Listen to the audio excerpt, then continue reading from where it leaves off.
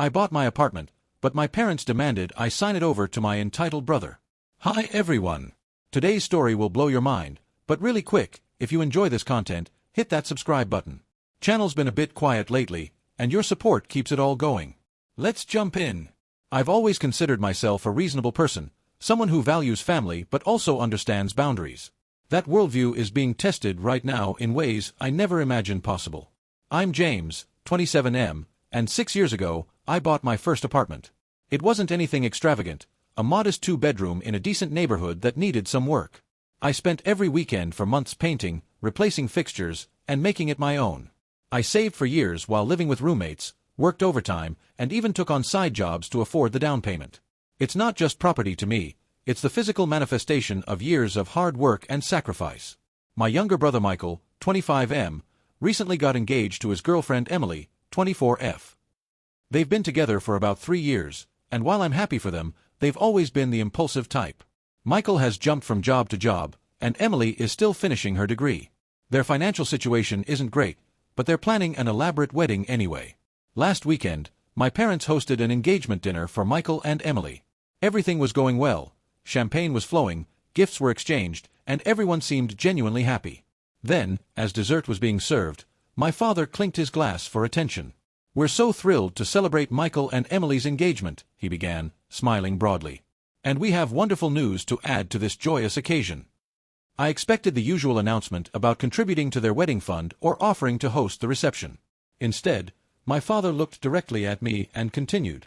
"James has generously agreed to sign over his apartment to Michael and Emily as an engagement gift. It's the perfect starter home for the newlyweds." The table erupted in applause while I sat there, completely stunned.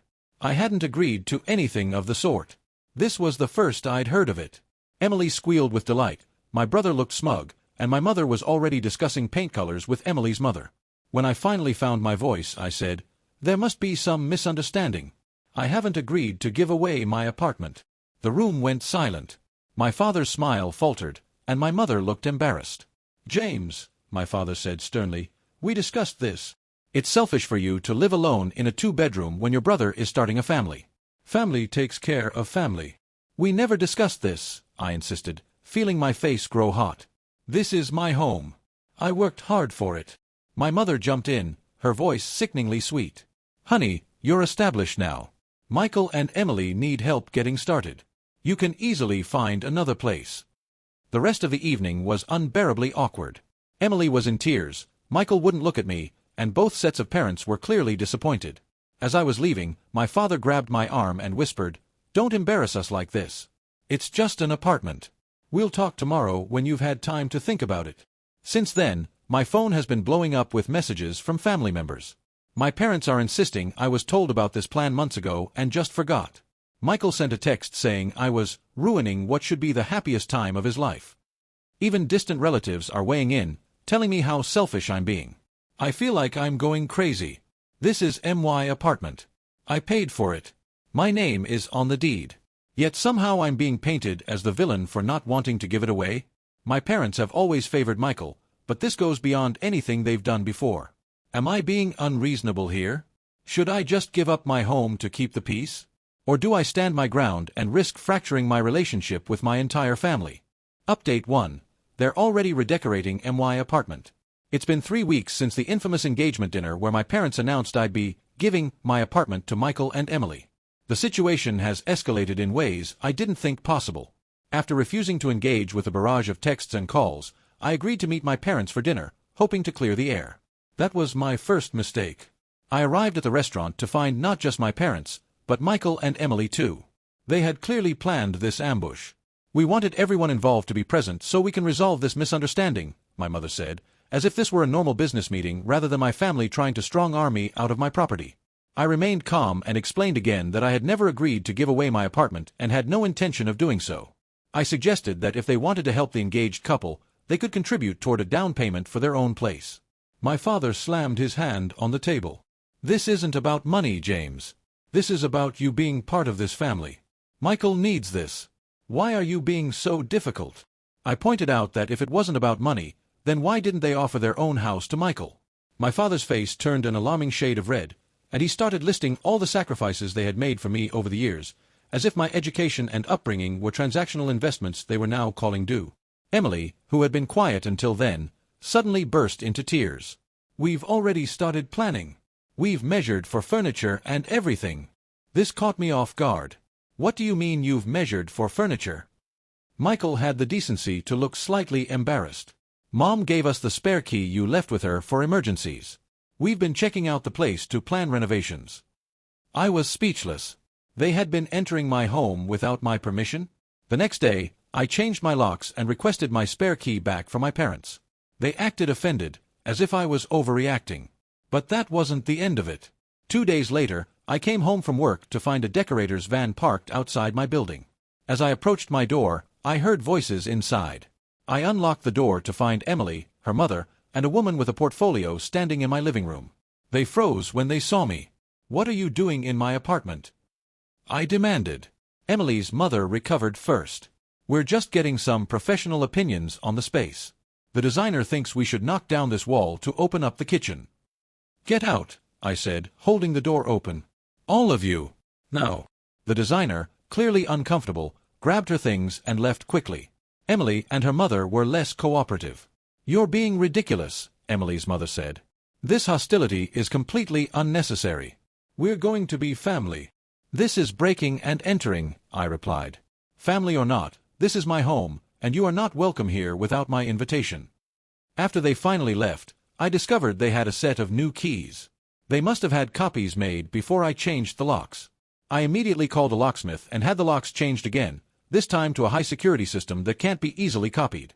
The next day, I received an email from Michael with an attached document titled Apartment Transfer Agreement. It was a crude, non-legal document that essentially asked me to sign over my apartment to them as a gift.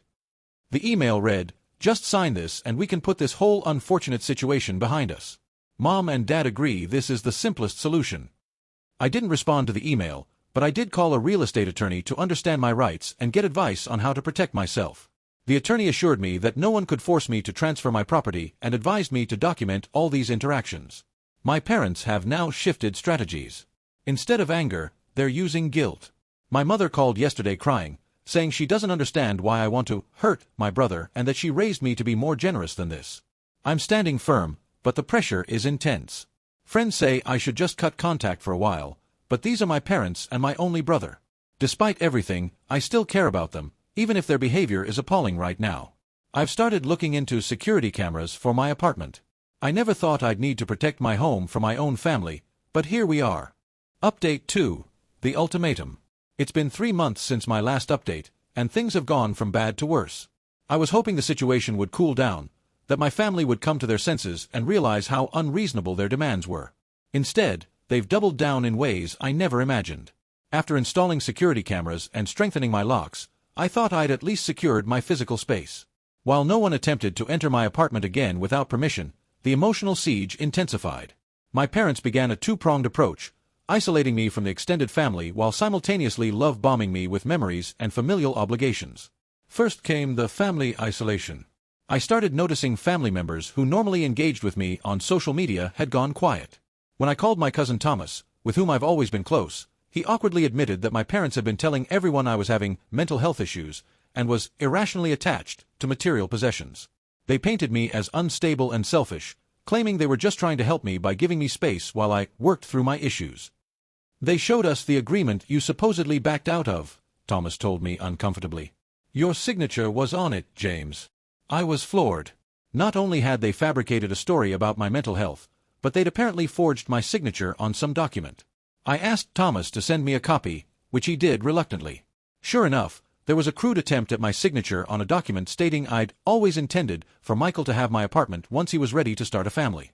The forgery wasn't even good. It looked nothing like my actual signature, but it was enough to plant seeds of doubt in the minds of relatives who wanted to believe my parents. The second approach was more insidious. My mother began sending daily texts with childhood photos of Michael and me, always with captions like, "Remember how you two always shared everything?" or "Family has always been your priority." My father started calling with reminiscences about how they had supported me through college, though I worked part-time and took out loans, and how they had always known the apartment would be a temporary step for me. Then came the ultimatum. My parents invited me to Sunday dinner, insisting it was just to reconnect as a family. Against my better judgment, I went. The dinner started pleasantly enough, with everyone avoiding the elephant in the room. But as soon as the main course was served, my father cleared his throat. "James, we've been patient. We've given you time to come around, but this situation needs resolution. Michael and Emily's wedding is in 4 months, and they need to know where they'll be living." I started to respond, but he held up his hand. "We've prepared the deed transfer documents," he continued, nodding to a folder on the sideboard. "We expect you to sign them before you leave tonight." "And if I don't?" I asked, though I already knew the answer. My mother's eyes welled with tears. "Then you're choosing an apartment over your family. We can't force you, but we need you to understand the consequences. If you can't do this one thing for your brother, then perhaps you don't value this family as much as we thought." Michael sat silently, studying his plate. Emily was watching me with a mixture of hope and entitlement that made my stomach turn. "This is emotional blackmail," I said quietly. "You're asking me to give away my home, that I worked for, that I paid for, or be excommunicated from the family." "Don't be so dramatic," my father scoffed. "We're asking you to help your brother start his married life on solid footing. Is that really too much to ask? If the situation were reversed, he would do it for you in a heartbeat." I looked at Michael. Would you really give me your home if I asked for it?" He couldn't meet my eyes. "That's different. I'm starting a family. And I'm not. My future doesn't matter." I stood up, my dinner untouched. "I'm not signing anything. This is my home, and your inability to respect that is the real problem here." My father's face hardened. "Then I think we have our answer. Until you reconsider, consider yourself unwelcome in this house. Your mother and I need time to process your betrayal." I left without another word, the weight of their ultimatum heavy on my shoulders. Cut ties with my entire family or give up my home. What kind of choice is that?